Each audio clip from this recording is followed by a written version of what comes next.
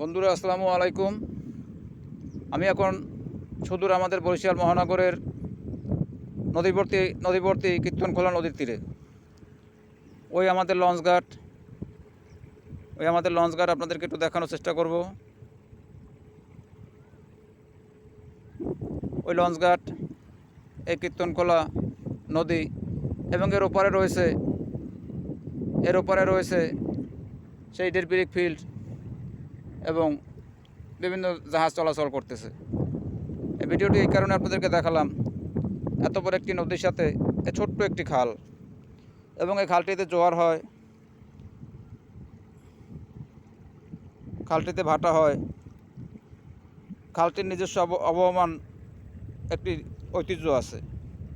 খালটি কিন্তু খুব সরু, যেমন তেমন একটি নৌকা ঠিকমতো চলতে কষ্ট হয়ে যায়, অর্থাৎ এপার দিয়ে ওপারে লাফ দিয়ে যাওয়া যায়, যেটা আমি একটু পরে যাব। তাই বড়োর সাথে থাকলে এই খালটা আপনাদেরকে এই কারণে দেখালাম যে বড়োর সাথে থাকলে যে আপনার বরমেয়া হতে হবে এমন কোনো কথা নয়।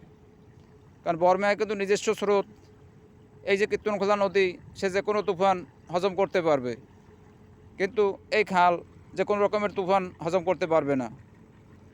তাই আপনাদেরকে খালটা এখনও এই জন্য দেখাচ্ছি যে আমরা যারাই আমাদের সমাজে, আমাদের দেশে কিছু লোক আছে যে যারা একটু রাজনৈতিক ছত্রছায়ায় কোনো বরমেয়ার ছায়াতলে থাকে, যখনই সে বরমেয়ার ছায়াতলে থাকে তখন সে নিজেকে নিজে অনেক বরমেয়া মনে করে।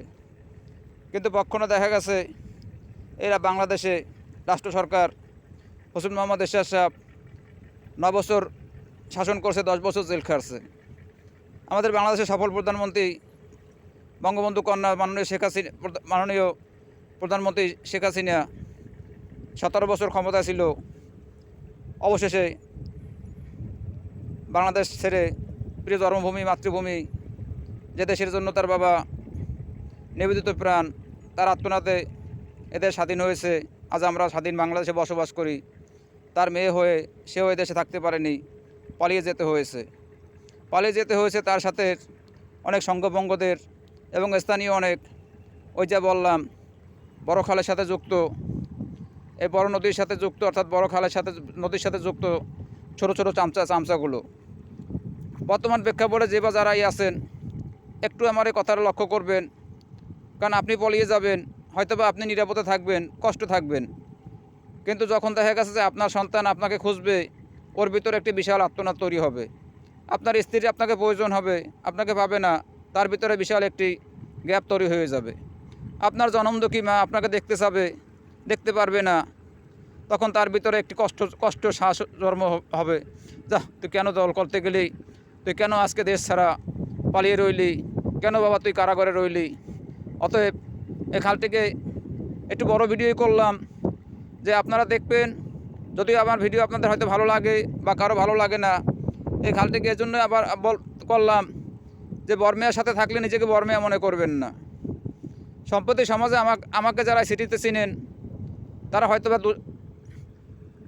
হয়তো হাই লেভেলে যারা ছিলেন, অনেকেই জানেন যে আমি সামান্যভাবে হলো এই সমাজের একজন গণ্যমান্য জঘন্যর সাথে ভালো পরিচয় ছিল, সুসম্পর্ক ছিল, আলহামদুলিল্লাহ, মাশাআল্লাহ এখনও আছে। কিন্তু কই, আমি তো কারোর সাথে তুমি থেকে তুই বলি নাই। আলহামদুলিল্লাহ আমি তো আমার জন্মভূমিতে আছি, আমি তো আমার পরিজনকে নিয়ে আছি। অতএব এই নদীটা, এই সর্বশেষভাবে আবারও বলি, এই বড় নদীর সাথে থাকলেই নিজেকে বরমেয়া মনে করবেন না। এই সরু খালটির কথা ভাববেন যে বড় নদীর সাথে বরমেয়া সে অনেক তুফান হজম করতে পারবে, তার জন্য যত জেল জুলুম হোক সে হজম করতে পারবে। কিন্তু আমি ছোট মানুষ, সামান্য দিন আনি দিন খাই, আমার দ্বারা সংসার চলে, আমি সন্তানের পিতা, আমি একজন স্ত্রীর স্বামী, আমি একজনের ভাই, আমি কারো বা কোনো বোনের ভাই, কোনো মায়ের সন্তান। আমার জন্য আমার মা সর্বদা তাকিয়ে থাকে। তাই সে চিন্তা করে সবসময় চলাফেরা করবেন।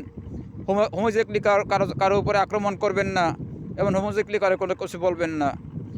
অর্থাৎ এই বড় নদীর সাথে সরু খাল, এটাই তার প্রমাণ। এই জন্য আপনাদেরকে দেখালাম। যদি ভিডিওটা ভালো লাগে একটু লাইক করবেন এবং আমার এই কথার ভিতরে ভুল থাকলে তুলে ধরবেন। আসসালামু আলাইকুম।